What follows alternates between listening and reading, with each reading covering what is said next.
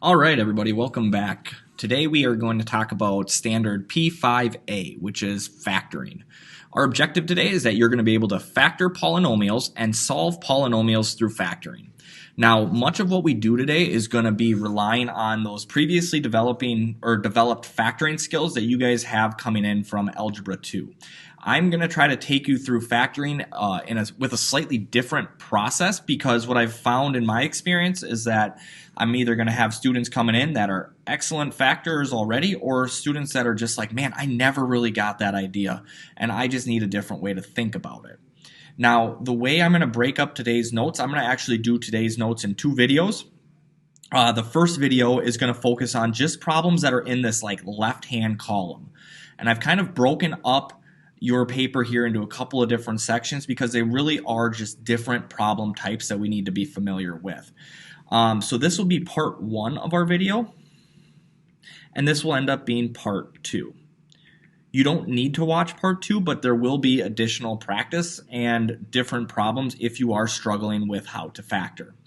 Now, just to begin here, I want to first remind you of distributing, because distributing and factoring are two operations that are really inverse operations of one another.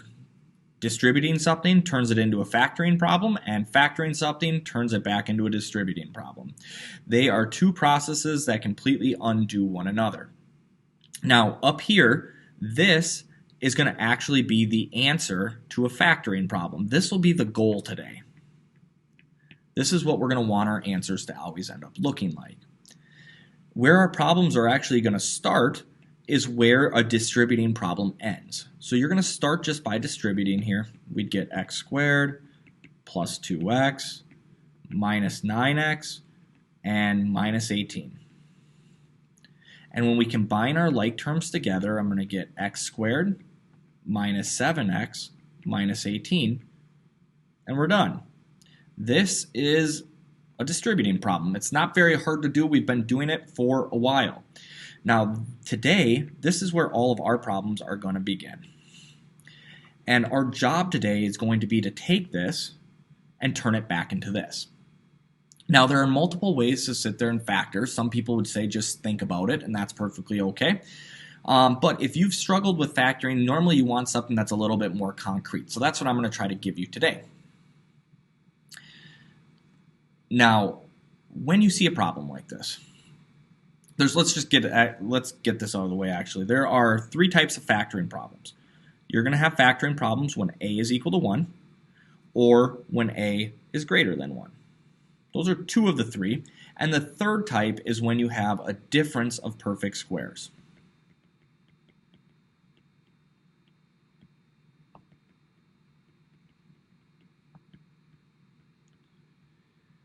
And we'll get to those in a minute, but those are really the three types of problems. All of these problems that you see right here are all going to be when a is equal to 1. So we can use the same method. Now, previously, you might have learned that you can just simply look at this expression, if you're good with your number sense, and be able to say, well, this has to be an x plus 3 and an x plus 4. And the reason for that is because 3 times 4 is equal to 12, and 3 plus 4 is equal to 7. And I'm guessing most of you are probably pretty good at being able to look at something like this and do it. But there may be a select few of you that look at this and say, man, that's kind of hard. And for you, I want to sit there and give another approach. Now, if you're one of those students that says factoring's easy and I can do this, I do want you to still pay attention to this, because as we move on to factoring when a is greater than 1, a lot of the skills we use here will be beneficial. So first, I want to introduce you to the x. And the x is really just a tool for helping us lay out our thoughts. And the way the x works is we take whichever number is over here, 12, and we put that up top, and whichever number is over here, 7, and we put that on the bottom. And at that point, the x is just an organizational tool. We think about finding two numbers that multiply to give us 12 and that add to give us 7. Those two numbers are going to go on the side of our x. So if you can think about it and you say, well, I know that 3 times 4 is what's equal to 12, and 3 plus 4 is 7, you're set. Now, this is just kind of like behind the scenes. It's our work. Our answer actually ends up just being x and x. You're going to see a theme there. That's always how they start out. They start out with two wider parentheses next to each other, and the first term in there is always going to be x and x. And then since this is a positive 3, we're going to say plus 3 here. And since this is a positive 4, we're going to say plus 4. And this thing has been factored. Now, if you were to actually go through and distribute this out, and it's okay to pause the video and do so right now, you will see that our answer will be exactly this. It's going to look like we just hadn't done any work at all. That's because factoring and distributing undo one another. So we don't often like to distribute, but this is how we check our answers if we're not sure. Let's take a look at another problem here. Again, I'm going to work down this column here for part 1. If you wanted to see one of these problems, we'll come back and tackle it in part 2 of the video. So in this problem again, let's get a little bit more specific here. Right here, do you see how we don't have a number? Or really, there is a 1, but that's what we call our A term, right? So when we say that A is equal to 1, this is what we are referring to. Now, when we know that we have A equal to 1, then we know that this X method is going to always work for us. Again, the way the X method works is you take whatever number is here, your C term, that goes up top. On the bottom, we're going to take whichever number here, our B term, right, this is B and this is C, as you know, is going to go on the bottom. And when we do this, and we do the X, we're always looking for two numbers that multiply to be the top and that add to be the bottom. Now in this situation, we can see that we have negatives, so we got to get a little bit more creative. If we're looking at this problem, hopefully you'd be able to come up with the numbers of this has to be 9 and a negative 3. And the reason for that is because a positive 9 times a negative 3 does in fact equal a negative 27, and a positive 9 plus a negative 3 does in fact equal 6. Once we have those two side numbers there, then we're able to come over here and to write this out. So I will have x, and I will get a plus 9 and a minus 3. Right, and again, the plus 9 came from that term, and the minus 3 came from this term. And this would be your factored form of that polynomial. Factoring really takes an addition problem and it turns it into a multiplication problem. Here's another problem for us to consider. Again, since there is no number here, or the only number we have is really 1, this is an easy problem. When A is equal to 1, this is the easiest type of factoring problem you'll have. And to do that, you're just going to take 16, that will go up top, negative 6 will go on the bottom, and you just need to find the two numbers that multiply to be 16, that add to give you a negative 6. Now, thinking about this problem, there's no two numbers that are initially coming to my brain. Maybe 8 and 2, but, well, let's play with that for a second. If I had 8 and 2, right now, 8 times 2 does multiply to give me 16, but 8 plus 2 does not give me a negative 6. Some students are clever and they come over here and they try to adjust it by putting in a negative sign in front of each of these. And by doing that, what they're telling you is a negative 8 times a negative 2 does equal a positive 16, and a negative 8 plus a negative, that still does not work. So we got to have a better strategy for coming through and working through that problem. Now, the strategy that I normally give my students is I tell them to come over here and to make a list. And I just put that number that's up top up there first. Regardless of if it's negative or positive, I always use a positive value here. We can play with the signs and flip those later. Now, in order to make a list, we're just looking for all the numbers that multiply to be 16. So if I have 16 divided by 1, I would get 16. So 1 and 16. 16 divided by 2, that means 2 goes in 8 times. 16 divided by 3, if you notice how we get a decimal there, that's not going to work, so that's not going to go on our list. And then I get 16 divided by 4, and I get 4 and 4. And I can keep going, and eventually what I'll find is that I'll get 8 and 2 and 16 and 1, and that these are the only numbers that multiply to be 16. Once I get that list, actually I can shorten it up every time, because I know that once the numbers start to repeat, which I see start to happen right here, 8 and 2 is really just 2 and 8, then I know that I don't need to use these anymore. So I really only have 3 sets of numbers that could possibly work to make this true. And we've just played around with 8 and 2, and we found that there's no way we can make 2 and 8 work. So doing the same thing, we would practice with 1 and 16. So if I had a 1 here and a 16 there, they would multiply and that would work out, but they don't add. If I make them both negative, they would still make positive 16, but they still won't add, which means those are not my numbers. Finally, I come to 4 and 4. If I try 4 and 4, they will multiply to be a positive 16, but they will not add to give me a negative 6. If I make them both negative, again, they'll work to be the top, but they won't work to be the bottom. And when I do that, and I've exhausted that list, that tells us that, in fact, this trinomial here is not factorable. We don't run into many that are not factorable, but they do exist. Not all polynomials are factorable. Here's another problem for us. Again, a is equal to 1. That's the best news we can have. So I want to come over here and start by just pulling in 20 to be my top and negative 9 to be the bottom. Remember, we are multiplying to be 20 and we are adding to be negative 9. Immediately, the two numbers that are coming into my brain, and I'm hoping you don't got to make the list on every one of these, but you might need to start, would be 5 and 4. 5 times 4 does equal 20, but it does not equal a negative 9 right now. Instead, let's try to play around with these, because we get to a positive 9. So if these were both negative, they would still multiply to be a negative or a positive 20, and now they would add to be a negative 9. So these now work, and that's exactly what we were looking for in this problem. So once I get to this spot, if I find the two numbers that work, which we just did, those are the two numbers that we are going to put in our factored form here. So we're still going to have x and x, because that was our variable. And then we'll have a minus 5 and a minus 4, which is our answer. We've factored it. Good job. Now, getting to this problem. This is the last of those factoring problems we're going to look at where a is equal to 1.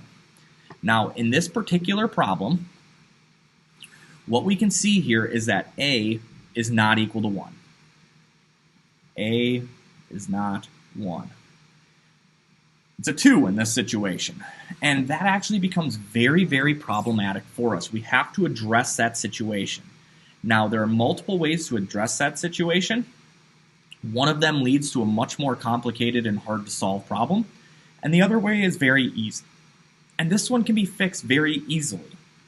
And what I mean by that is if you look at each of these terms, you can see that each of these terms is divisible by 2, which means I can factor a 2 out of each of these two terms, or out of these 3 terms,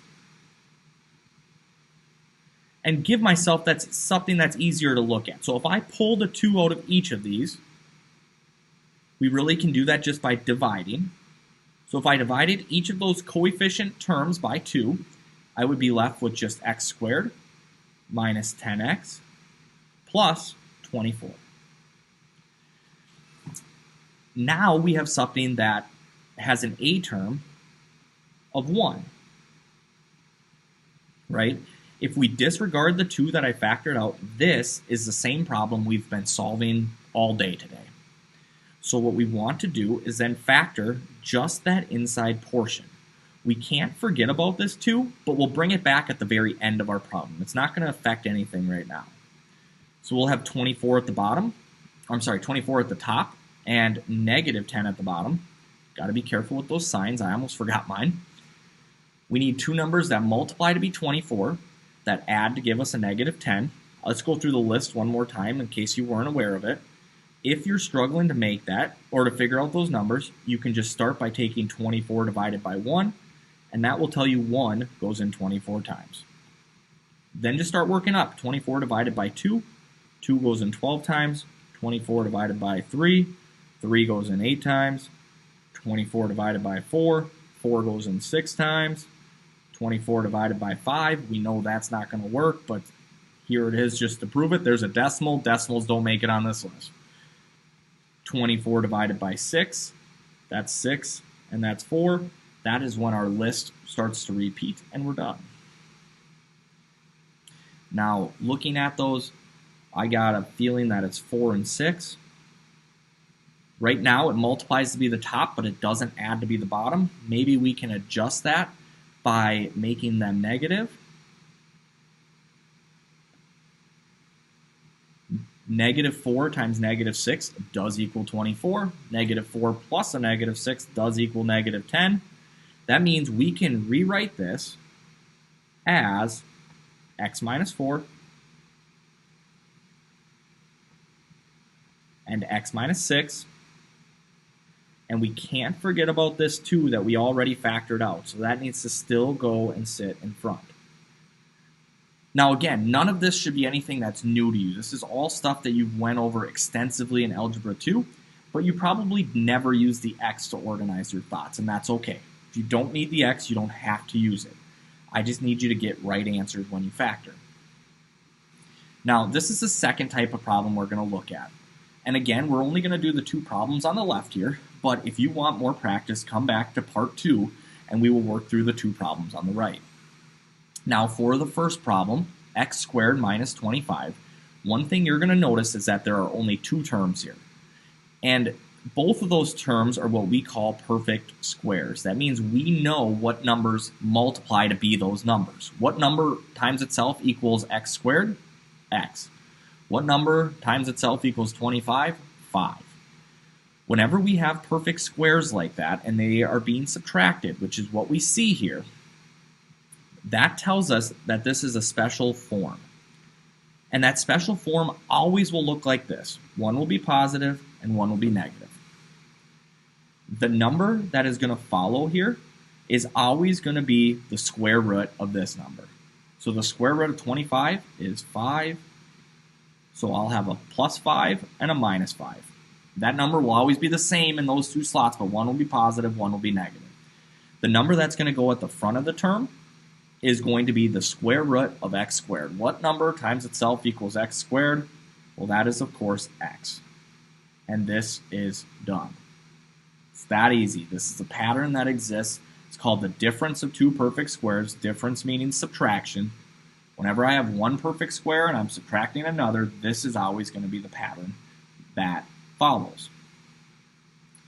Down here, again, we see 2 perfect squares. I know 64 is just 8 times 8, and 16 is just 4 times 4. So I can factor this out quickly and easily. Remember, one's positive, one's negative.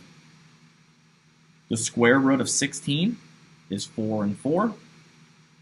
The square root of 64x to the second would just be 8x and 8x, making this my final answer. Now, moving along with this just a little bit further,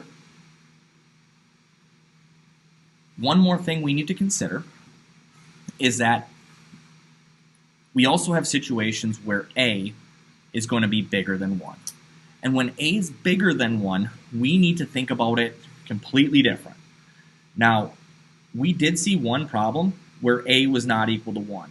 But in this problem up here, we were able to pull out the greatest common factor of 2, and essentially, we were able to make a equal to 1. Down here, we are not going to be so lucky. And the reason for that is because I can't pull a 2 out of 11. Now, the way we're going to deal with this is we're going to do what we call an X box problem. But before we do that, I just want to think about one idea with you. If I had a rectangle, we know that the area of a rectangle is like the length times the width, right? And let's just make this kind of into like a puzzle. So if this was 3, and 4, and this was 6, and this was 2. Right? And I wanted to factor this, or I'm not factor, factor is my brain, but if I wanted to find the area of each of these individual rectangles here, what we would do is we would take 3 times 4, and that would tell us that this area is 12, right? Because those are the side lengths of that rectangle. 3 times 6 would give us an area of 18. 2 times 4 gives us an area of 8, and 2 times 6 gives us an area of 12. Great.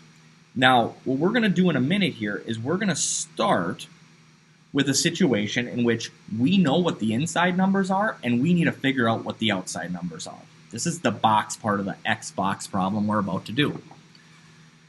Now, in order to do this, what we want to think about is we want to think about what is the greatest common factor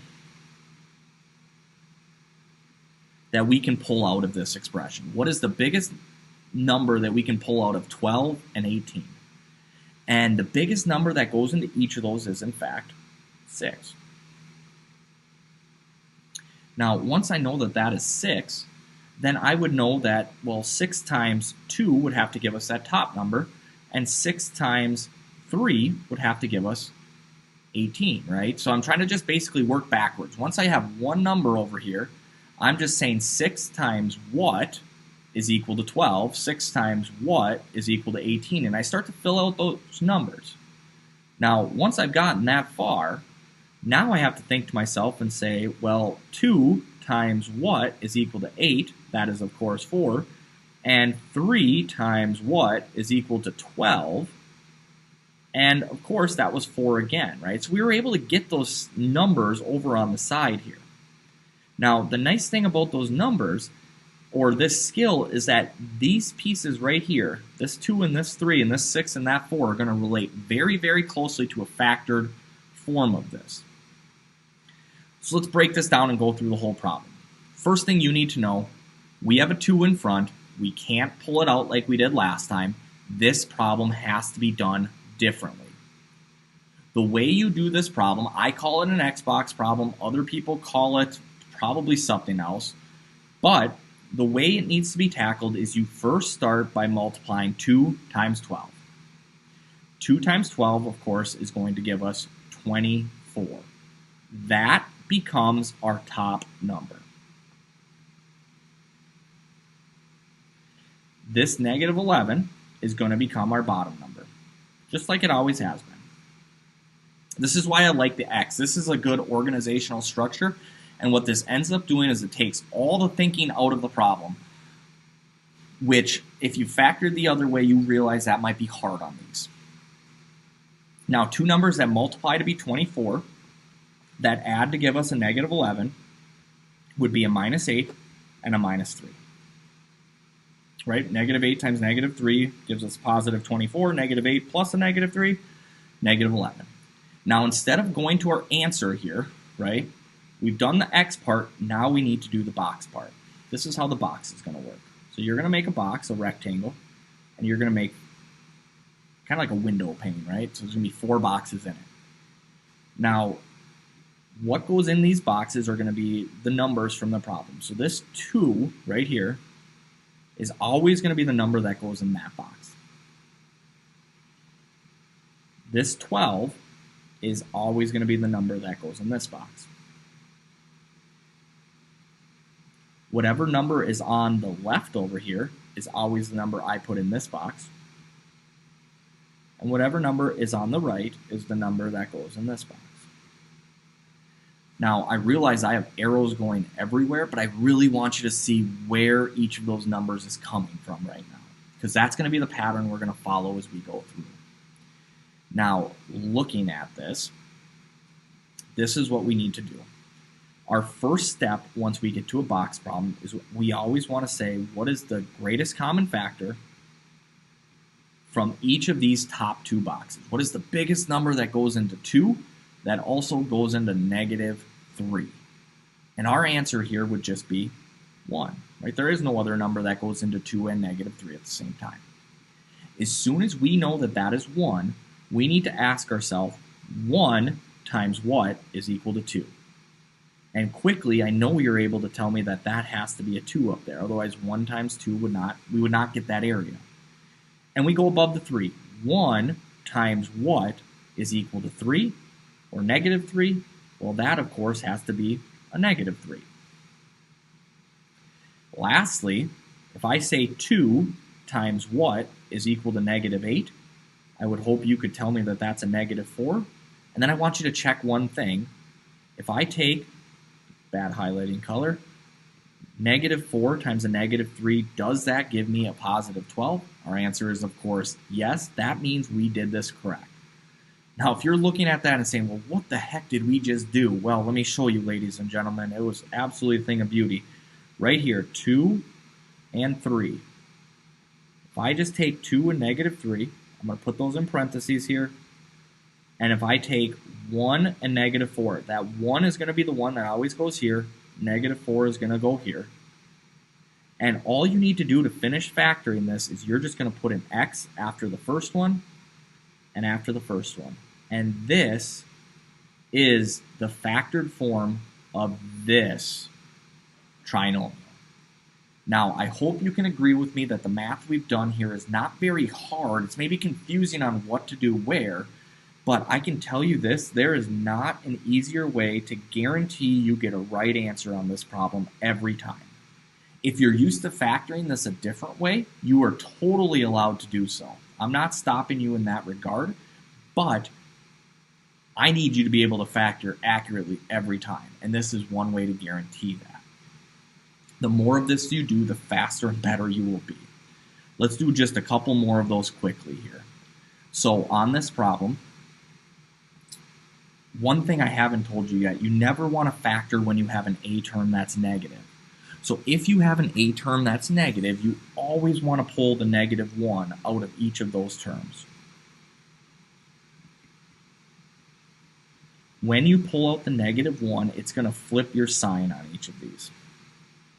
Now, from there, if we look inside here, we can see that since this is a 4 and we can't pull it out, that this has to be an X box problem. When you do an X box problem, your first step is always to multiply these two numbers. 4 and negative 3 gives us a negative 12. And we're going to get a negative 4 on the bottom that came from right here. All right, so again, I like my arrows just to show you since we're kind of fresh at this. Now we need to find our two side numbers. The two numbers that multiply to be a negative 12 that add to give us a negative 4 would be a negative 6 and a positive 2. And you can check that that works and that works. Now, this is an X box problem. We've done the X. Now let's do the box. To do the box, the number that is going to go in the upper left here is always the number we started with here. Now notice I am not going back to the original. If you factor out a greatest common factor, like we did, you go back to your factored form in here. So 4 is going to go right here. Negative 3, our C term, always goes in this box here. Our negative 6 is going to go here. And our positive 2 is going to go here. I'm just going to re-sketch that box for a second so we don't have all of our arrows. 4, 2, negative 6, negative 3. Let's pull out our greatest common factor. The biggest number that goes into 4 and 2 is always 2. If this is a 2, then 2 times what equals 4? This has to be a 2. 2 times what is equal to 2?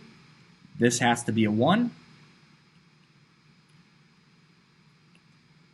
And 2 times what is equal to negative 6? This better be a negative 3. And if you've got that far, you can always check by taking 1 times negative 3, and that has to give you that answer. If you didn't, you made a mistake. Our final answer here then is 2x plus 1. And 2x minus 3. Again, the 2 coming from here, and the 1 coming from there, and the 2 coming from here, and the 3 coming from there. And then I just put the x on those first terms, and we're done. Let's do another one here. I know these are tough. I know they feel complicated, but once you get going, these are always easier than you think they are. Again, we know this has to be an X box problem because this is not a 1. Just do an X box problem. You need to start by multiplying 9 times negative 40. This one's going to be a doozy, folks. 9 times negative 40 is a negative 360.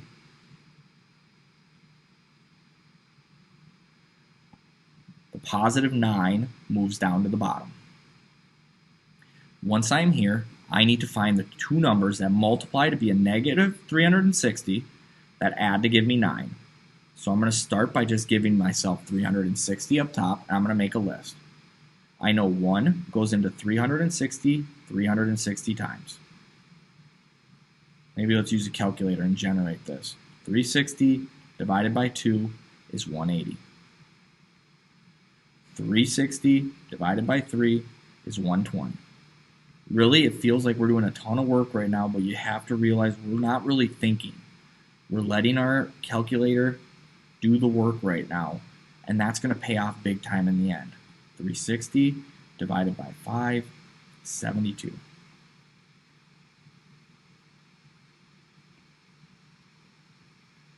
$360 divided by 6, and just going up the list, 6 and 60, 360 divided by 7, doesn't work. 360 divided by 8 goes in. 360 divided by 9 goes in. 360 divided by 10 goes in. 360 is like the most divisible number of all time, apparently. 360 divided by 11 doesn't work. 360 divided by 12 goes in. 360 divided by 13 doesn't work. 360 divided by 14 doesn't work. 360 divided by 15. 24. So 15 and 24. And really, you could keep going, but I think I got an answer right now, guys. These are the only two numbers that are about 9 apart. So I'm going to try to see if I can make that work over here. So if I took 15 and 24, I know I'm going to have to play around with signs since the top one is negative. So let's try to make that negative right there. These two will multiply out. Negative 15 plus 24 will work there. Now, it really feels like we've done all the work, and we've done a lot of work, but we're not quite there yet. This was an X box problem. We've done the X, now we need the box. Remember, really the hardest part about the box is just remembering where numbers come from, so if you can get a pattern that works from you, that will be big. The 9 will go here, negative 40 will go here, negative 15 will go here, and 24 will go there. There's very little thinking left to do. We've done that already when we made that list. Biggest number that goes into 9 and 24 would be 3. 3 times what equals 9? That has to be a 3. 3 times 8 is equal to 24. That's the only thing that would make that true. This would have to be a negative 5, and then we check. Does negative 5 times 8 equal negative 40? It does. So that means my final form would be 3x plus 8 and 3x minus 5, right? These are kind of those terms that we're going to write in a second. So I'll get 3x plus 8 and 3x minus 5 as my answer. Let's do one last one of these, and again, I'll come back in part 2 and tackle all of these other problems if you want it. Again, a is not equal to 1, which makes this into an X box problem. When you start an X box problem, you have to multiply this and this. 5 times negative 6 is a negative 30. That is our top number. This is a 1. If we don't see anything, so we put that on the bottom. The two numbers that multiply to be a negative 30 that add to give you a 1 have to be, how about 6 and a negative 5? That would work for both of those. Again, you can always make a list and play around with it. From there, we do a box. 5 goes here, negative 6 goes there, positive 6 goes there, and negative 5 goes there, and that's coming from here and here. Biggest number that goes into 5 and negative 5 is 5. If that's a 5, 5 times 1 gives me 5, 5 times negative 1 gives me negative 5, and 1 times 6 gives me 6. You can check it out. Does 6 times negative 1 work? Yes, it does, which means our final answer is 1x minus 1 and 5x plus 6, because it's a positive 6. And we are done. Ladies and gentlemen, this is a big, big lesson for you. I don't need you to necessarily know how to factor my way, but I need you to know how to factor and be really good at it. If you have any questions at all, and I'm guessing there will be some, please, please, please ask me. At the very bottom of this, maybe your last page there, I do have one factoring process flowchart for you. It always starts with removing the GCF and making the first term positive. Once you do that, then you have the decision. Is A equal to 1 or is A not equal to 1? Remember, if A is equal to 1, we just do the X method. And I've laid out a sample problem, right? Negative 15 goes there. 2 goes here. Find your side numbers. Finish your problem. If A is not equal to 1, you need to multiply A times C. So the 5 and the 2, that's the number that goes there. This number goes to the bottom. Find your side numbers. Those go into your box. Grab your originals. Also go into your box. Pull out the greatest common factor. Figure out the other numbers that make it true and finish the problem. Again, as always, I'm here to help. I know you're going to have questions. Please, please, please reach out to me and let me know what I can do for you. Thanks for watching.